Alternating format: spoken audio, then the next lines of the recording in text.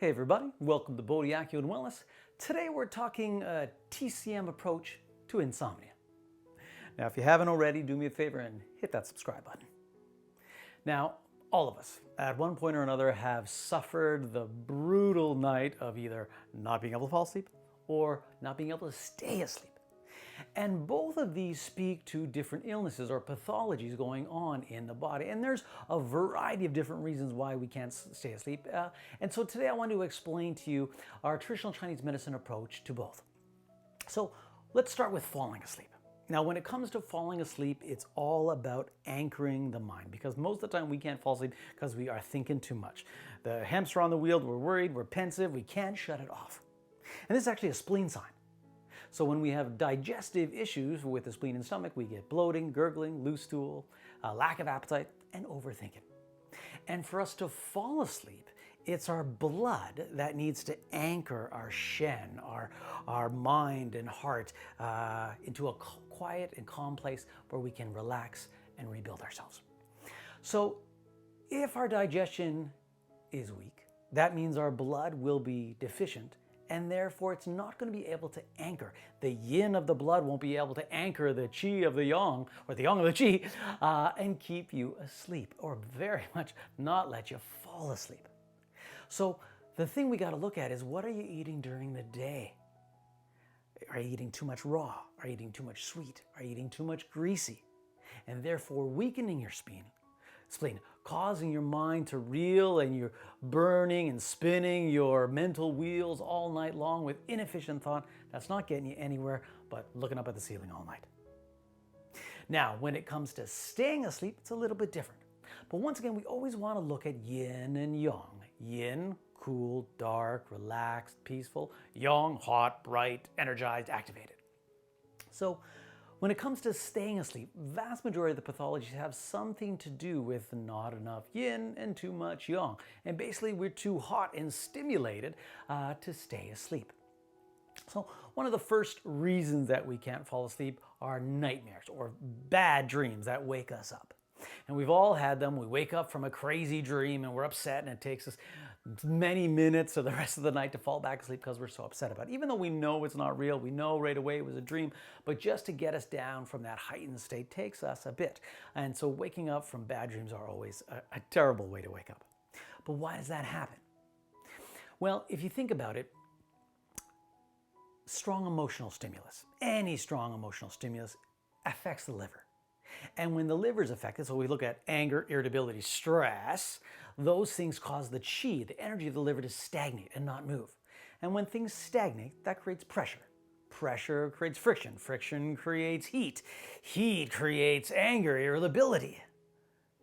Now we can't fall asleep. But also, now we have some crazy, angry, violent nightmares.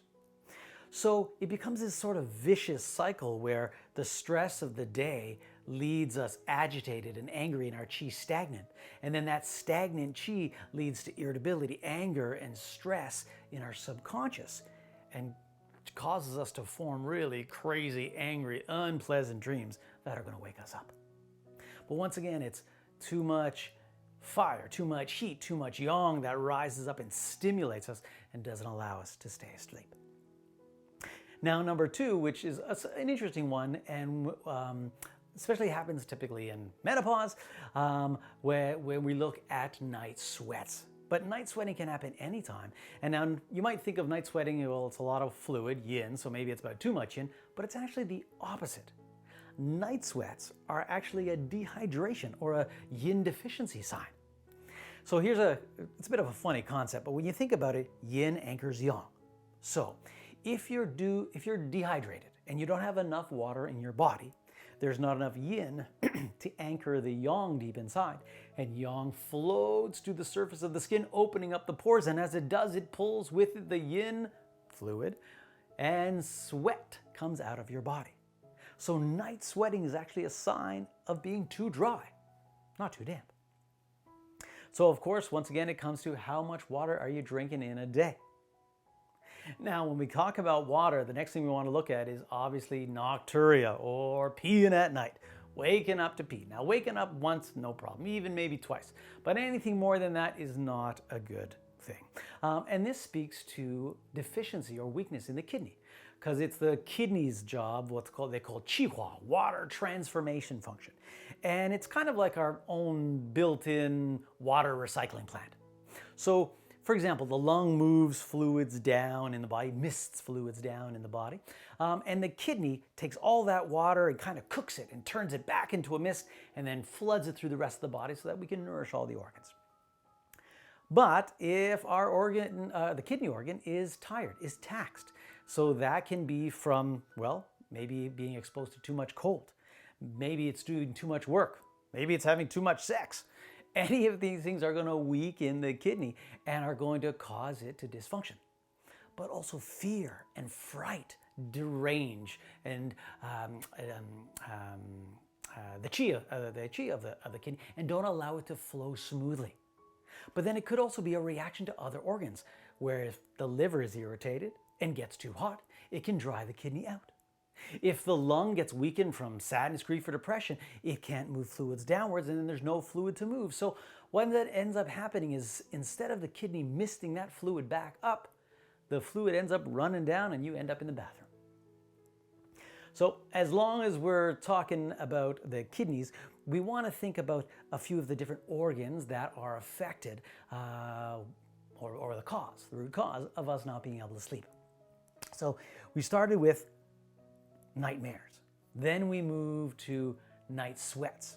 Then we move to night peeing. But next we want to look at the other two organs, and one of them is at a specific time of the night. So if you think about when we sleep, between 11 and 1 a.m. is where the most energy is actually in the gallbladder. And from 1 till 3 a.m. is when the most energy is in the liver. And so these two organs are kind of buddies. They're paired organs, and they work together to move qi smoothly through the body. And they're easily affected, what? By irritability, anger, and frustration. So if we have lots of stress during the day, those organs are going to be stimulated. And let me tell you, you're waking up definitely between 1 and 3 a.m. And unfortunately, until 3 a.m., the clock strikes 3, you cannot fall back asleep. So we want to look at what's going on in the day. If we're regularly getting up between 1 and 3 a.m. or 11 and 3 a.m., we probably know that stress has something to do with it. But then when the clock strikes 3, we shift from liver time to lung time. And so from 3 till 5 a.m., we have more energy, more qi in the lung. And so depression, sadness, grief wakes us up between 3 and 5 a.m. But also, remember, the lung is designed to move fluids downward. And if the lung is too weak for whatever reason, maybe you have, there's breathing issues because you have inflammation in your lungs, you have some kind of allergy, you have some sadness, grief, or depression. If any reason the lung is too weak to move fluids down, then they're going to move in retrograde. They're going to move backwards, up and out, and cause nasal congestion, blocked nose, phlegm in the throat, coughing, any of these things. But the moment we can't breathe through our nose is the moment we breathe through our mouth. And this is where problems happen. Because we're designed to breathe through our nose, in and out through our nose, because this warms and moistens the air. Makes it easier for the alveoli, the little 300 million sacs in your lungs, to take in oxygen. But when you breathe through your mouth, it's cold and dry. And this very quickly starts to dehydrate our body. And as that dry air weakens the lung, there's not going to be enough energy to move things downwards. That means things are going to move backwards. Then the kidney's not going to get its moisture, and everything's going to basically, the wheels are going to come off the bus. So if we're waking up between 3 and 5 a.m., we want to look at any sadness, grief, and depression. And we also want to look at, are we having any respiratory issues? Is our nose congested? Are we not being able to breathe through our nose? And that's what's waking us up at 3 to 5 a.m. Now, the last thing that always wakes us up, unfortunately, is pain. Now, it can be pain in the muscles and tendons and joints, but what you got to remember when it comes to pain is an obstruction of qi. So that can be by deficiency. Maybe our body's too weak to move the energy naturally through our body.